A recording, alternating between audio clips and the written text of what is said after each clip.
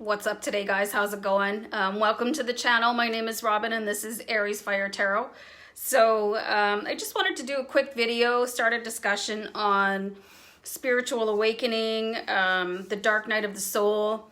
I think there's maybe a perception out there that awakening spiritually is like a stroll down a country lane. It's nice and calm and peaceful, and there's flowers and birds, and you know what I'm saying? But it's actually a bit of a roller coaster ride. You know, you've heard that saying, it's always darkest before the dawn.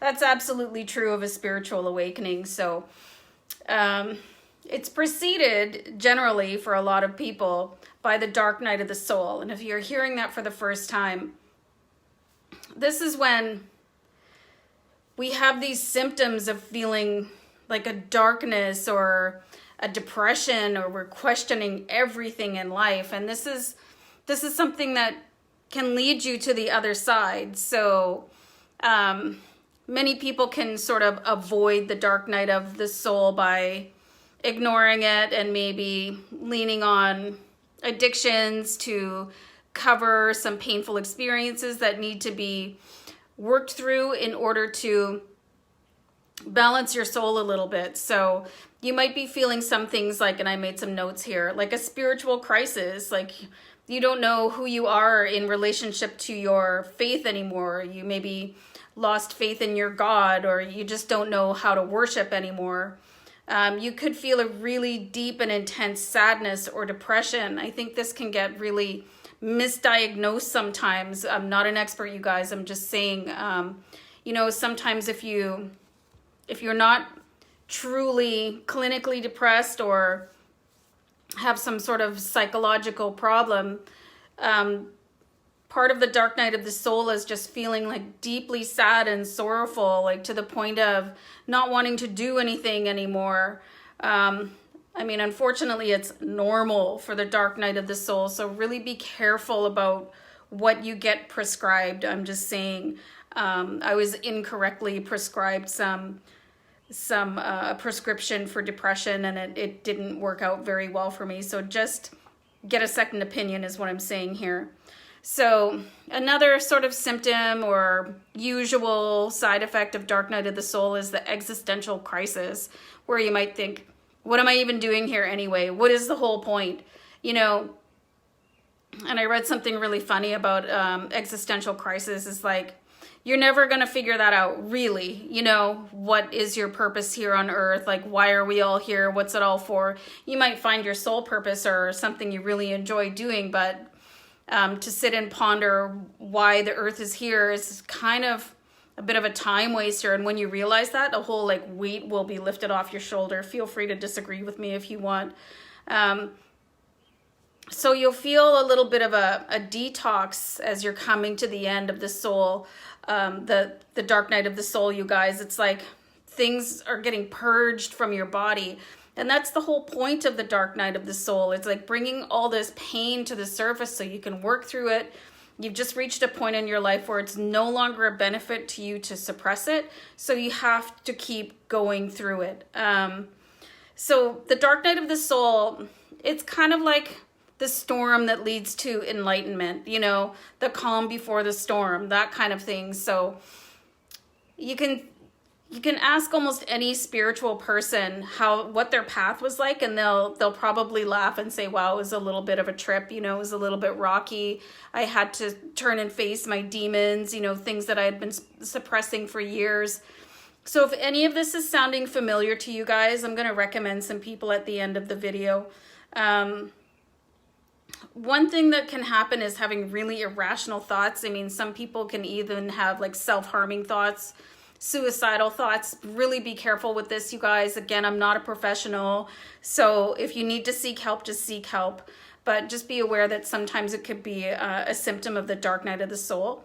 So I find that somewhere during the process of the dark night of the soul, a lot of people are drawn to Eastern culture, spirituality, and I can really attest to that. Like and it took me years, you guys, to get to the point where I am now. So it was really a lot of development. I suppressed a lot of stuff going through my life that I'm not going to talk about right now.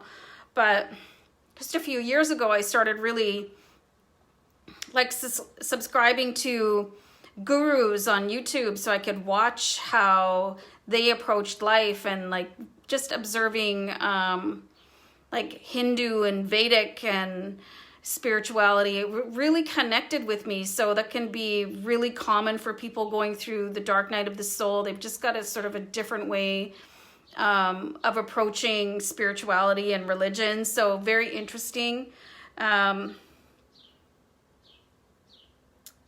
So part of the, sorry about the pause. So part of going through the dark night of the soul is like you have a hard time remembering when the last time you were happy was. And again, it's very dark and gloomy. It's called the dark night of the soul for a reason. And it can take more than just one night. So if you're feeling really distraught, you can't really put your finger on it, feel out of sorts, feel like you don't belong, you know, you're having like depressive symptoms and there's nothing really physically wrong with you or whatnot, you know, you might want to do some research into the dark night of the soul and see what you can work on by yourself or as part of a group. There's somebody that I listened to pretty intensely when I first realized what was going on, Trevor Ilsley. He's on YouTube and Facebook. I know he does coaching sessions. But you can check that out on your own. You have to do what works for you guys. I'm just saying like some of the techniques I used. Victor Otto on YouTube. I think he's on Facebook too, but he's pretty insightful.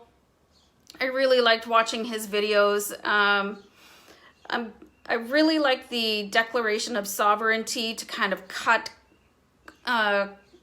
karmic and cosmic ties to past lives, or, you know, sometimes in past lives, if you believe that, we make vows of being in poverty or being sad or just like chaining ourselves to some really depressive emotion that doesn't belong to us anymore. So there's a bunch of different techniques you guys can use. So if you're feeling like really overwhelmed and you're thinking, well, I don't really have a reason for this, or I really wish I could get through this, I would check it out. It can be pretty enlightening, you know, and really help you get out of that stage. For me, I find now, anyway, at this point in my life, I just find that taking a pill isn't always the answer. You know, there was a point in my life where I would take the prescription and just like, okay, thanks, I'll take this. But it ended up doing me more harm than it did good. And then I found all these other techniques, and this is where yoga and meditation came in. I followed Paramahansa Nityananda for quite some time on YouTube because he's like very, first of all, hilarious as a guru. And I found him awe-inspiring, and he shed a lot of light onto my personal situation. And he gives coaching sessions in his videos and how you can let things go, like childhood trauma and stuff like that. So I really encourage you, if you're going through a real wicked low point in your life, to do some research online and see if there's things that you can do to help yourself or find a group. And if there's something medically wrong, you know, that needs to be addressed by a medical professional. Again, I'm just going to say I'm not a medical professional, guys. So I just wanted to talk about that because there's people that just have no idea what's going on. That's why I did the empath video, because some people have no idea they're empaths, and some people think they're just having some really crappy life. And meanwhile, you're in the dark night of the soul, and it's something that you can push through and recover from. And then you find sort of a more even keel to your life. Like emotion doesn't rule your life so much anymore. So guys, let me know your feedback. Let me know if this has happened to you. Happy to start a discussion in the comments. That's why I'm here, you guys. And I hope this was a helpful video. Thank you so much for tuning in. I'm going to wrap it up, and I'll see you guys back here another time. Okay? Peace out. Love you guys. Stay blessed out there, okay? Take care.